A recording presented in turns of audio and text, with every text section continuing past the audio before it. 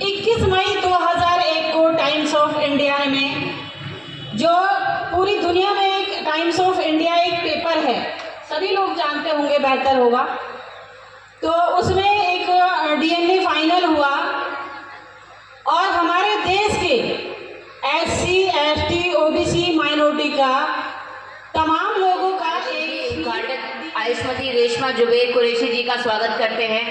जोरदार तालियों के साथ उनका स्वागत किया जाए।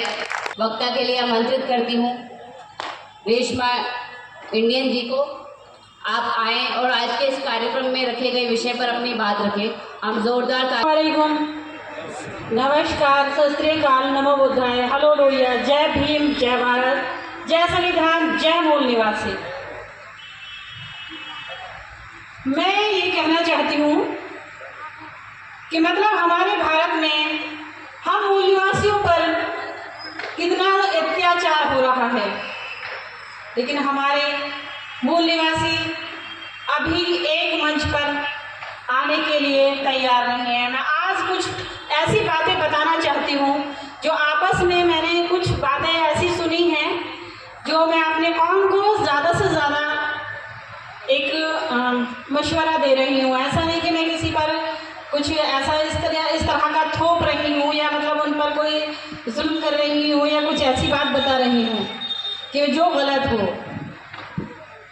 21 मई 2001 को टाइम्स ऑफ इंडिया में, जो पूरी दुनिया में एक टाइम्स ऑफ इंडिया एक पेपर है, सभी लोग जानते होंगे, बेहतर होगा, तो उसमें एक डीएनए फाइनल हुआ और हमारे देश के SC, ST, OBC माइनॉरिटी का तमाम लोगों का एक ही डीएनए हुआ। बशर्ते हमसे जो डीएनए नहीं जुड़ा वो किसका, ब्राह्मण बनिए और ठाकुरों का हमसे नहीं मिलन हुआ। तो आज जो हमें जातियों में बांटकर एक बहुत अलग अलग तरीके से एक वो कर दिया जाता है कि ये तो मैं कह नहीं रही भाई साहब, मुझे गलत मत समझना। जैसे हमें बता गाँव में क्या किया जाता है, ये तो भंगी है, ये तो चमार है, ये तो वो है। ऐसा कुछ भी नहीं है। ये तो हमें बनाया गया है ताकि ब्राह्मणों के भैंसों का दूध कौन काटेगा, गोबर कौन डालेगा, उनकी भैंसों में को जो मतलब सानी करेगा वो कौन करेगा। क्योंकि हम लोग जो है ना उनके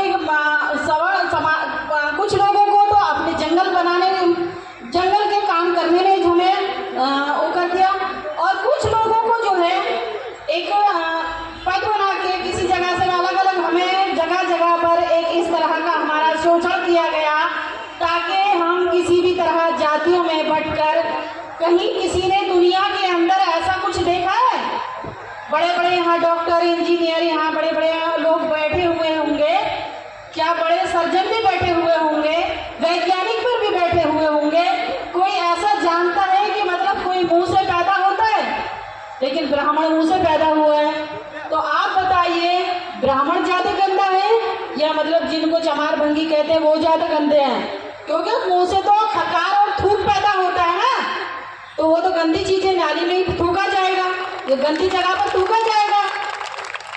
अरे हमारे जो लोगों को अलग अलग जातियों में बांटा है इसलिए कि अगर हम एक हो गए तो उनको बिल्कुल अपने देश से, देश में राजा तो क्या, हम अपने देश में राजा तो क्या, उन्हें नौकर रखना भी मुश्किल कर देंगे। बशर्ते बात ये है कि इस तरह से हम लोग बहुत ज़्यादा मजबूर हो चुके हैं। हमें अपना कसाईयों में, नाइयों में, तेलियों में अगर ब्राह्मण उधर घुसा हुआ है ना तो हमारे इधर भी घुसा हुआ है। मगर मैं कहना चाहती हूँ मेरे भाई, मुझे जाति से हुए चौधरी जाति में पैदा हुई, मगर अपनी 5 बेटियों में एक बेटियों को कुरैशियों में ब्याया है।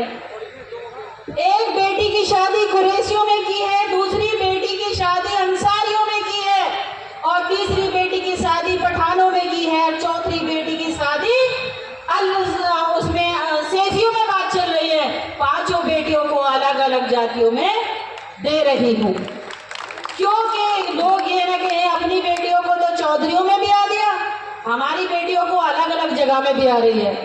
या बयानी की सलाह दे रही है। जब तक हम सैफी, अलवी, नाई, कसाई, धोबी, चौधरी ये करते रहेंगे ना, तो अभी तो हमारे थोड़े थोड़े जय श्री राम के ऊपर थोड़े थोड़े बॉडी कट रही हैं, ऐसी हमारी जानें जा रही हैं।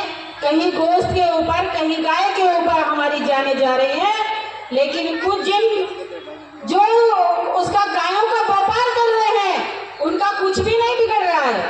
जो गायों की सप्लाई कर रहे हैं उनका कुछ भी नहीं बिगड़ रहा है। जिनके पास गायों की बहुत बड़ी बड़ी फैक्ट्रियां हैं, बहुत बड़ी बड़ी मतलब गौशाला है, उनका कुछ भी नहीं बिगड़ रहा है। क्योंकि पैसा तो मोदी जी और योगी जी बरत रहे हैं, उसका लेकर तो मोदी जी आते हैं उस पैसे को जो हमारे देश से बाहर एक्सपोर्ट हो रहा है, जो मीट एक्सपोर्ट हो रहा है। और जो ये कह रहे हैं, हम कहते हैं कि जो लोग ये कहते हैं कि ब्राह्मण मुसलमान जो है गाय काटता है, भाई जायका किसने डाला? ब्राह्मण ने तो डाला है भाई।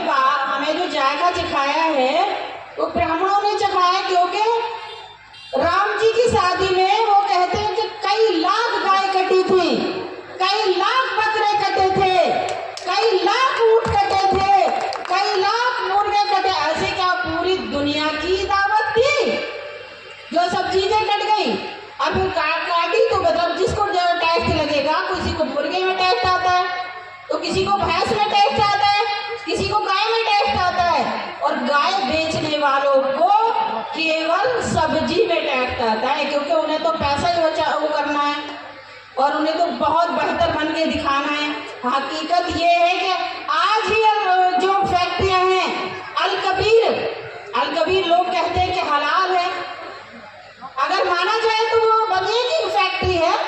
क्यों अल कबीर लिखा है? क्योंकि हमारा मांस सप्लाई नहीं होगा, उस पर लिखवा होगा कि ब्राह्मण की है, बनिए की है, इसे हलाल नहीं, हम हराम बेच रहे हैं। अरे बंद कर दो, बंद कर दो। हमें अगर तुम एक गाय के ऊपर मार सकते हो तो इन फैक्ट्रियों को बंद, और हमारे देशों को जो लूट के बदला हमारे देशों को फिर लूट के लाना चाहते हो। मुस्लिम देशों को तुम जो ये सप्लाई कर रहे हो, नाम तुम्हारा काम हमारा, यानी हम काम के ऊपर पिट रहे हैं और तुम नाम के ऊपर, पैसे के ऊपर हमारे साथ शोषण कर रहे हो। अपने हितों में वही काम कर रहे हो, लेकिन हमारे लोगों को कि मुसलमान काट रहे थे जी, गाय एक लेके जा रहे थे, यहाँ से इन्होंने गाय पकड़ के काटी है। लेकिन हमारा कहना है कि अगर गाय कोई काटता है तो वो बीजेपी वाले हैं, आरएसएस वाले हैं, हम नहीं।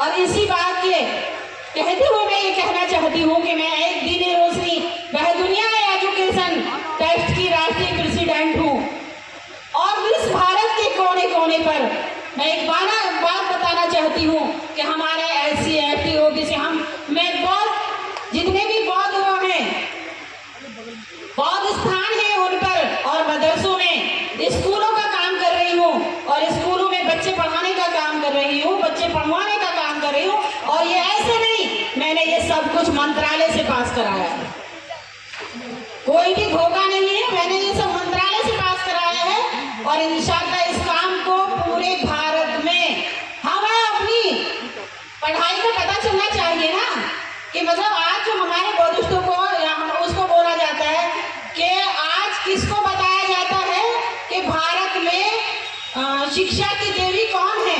अगर शिक्षा की देवी कोई है तो वो सावित्रीबाई फूले हैं, वो सावित्रीबाई फूले हैं, फातिमा शेख है। बाकी ये नहीं जो उनको बोला जाता है वो नहीं है। और एक और फातिमा शेख और सावित्रीबाई फूले तैयार हो चुकी है, जिसका नाम रेशमा इंडियन है। भारत के कोने कोने पर अपने बौद्धिस्टों को बौद्ध बिहारों में बड़े बड़ी यूनिवर्सिटियां तैयार करा रही हूँ। यहाँ पर भी हमारी एक जगह है जो मतलब फरीदनगर में ही है, जिसकी बहुत जल्दी मेरे साथ यहाँ कुछ भाई आए हुए भी हों उसके मेंबरान। बाकी इंशाल्लाह हमें एक यूनिवर्सिटी इसी उसमें है, जिसको तोड़ी के किलोड़ों का रास्ता गया है, उस रास्ते पे जो जमीन है इंशाल्लाह उसमें बहुत जल्दी हम यूनिवर्सिटी तैयार करने वाले हैं। बाकी इसी के साथ मैं अपनी वाणी को समाप्त करती हूँ। अल्लाह हाफिज। शुक्रिया, आपने मुझे सुना बहुत बहुत धन्यवाद और एहसान है आपका कि आप हमारी बातें सुनने के लिए धूप में इतनी सख्त गर्मी में बैठे हुए हैं और अल्लाह आपकी तंदुरुस्ती को बरकरार रखे। आमीन सुम्मा आमीन या रब्बुल आलमीन।